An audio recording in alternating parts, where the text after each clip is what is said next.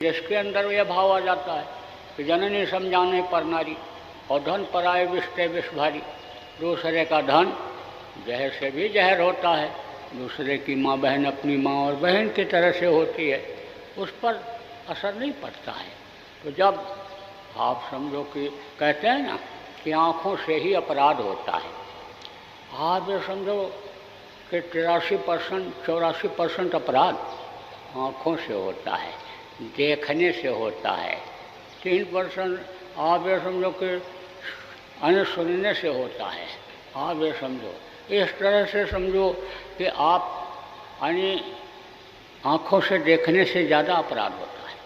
आँखों से दया भी ले जाती है, संतों के आँखों से आँखें मिल जाएं तो दया भी मिल जाती है।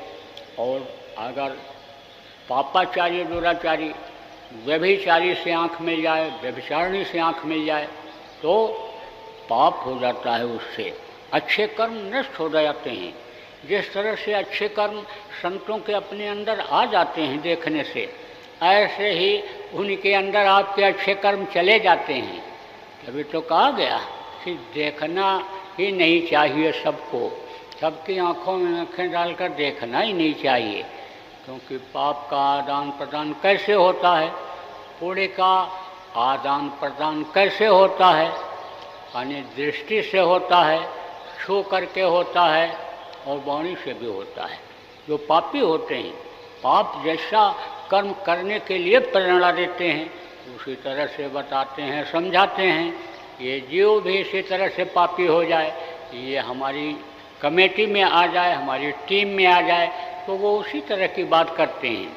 जो संत होते हैं वो सुधार की बात करते हैं, वो लोगों के अंदर पुण्य यानी आ जाए, पुण्य आत्मा उनकी बन जाए, यानी वो ऐसा उपदेश करते हैं, ऐसा बतलाते हैं। संतों के शरीर से जो जीव छू जाते हैं, दया कर देते हैं, स्पर्श कर देते हैं, उसका लाभ अलग होता है, उससे कर्म करते हैं, सफाई होती है।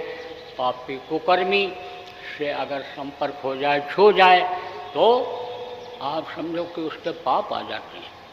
यहाँ तक कि कहा गया कि पुरुष और स्त्री में से कोई भी पाप करे और उसका संपर्क हो तो वो उसके पाप में भागीदार हो जाता है। तो अब आप इस चीज़ को नहीं समझ पाओगे, कर्मों के चक्कर को नहीं समझ पाते हो, और तनिक तनिक देर में आप भूल कर बैठते हो और आपके कर्म आ जाते हैं तो वो आपको परेशान करते हैं।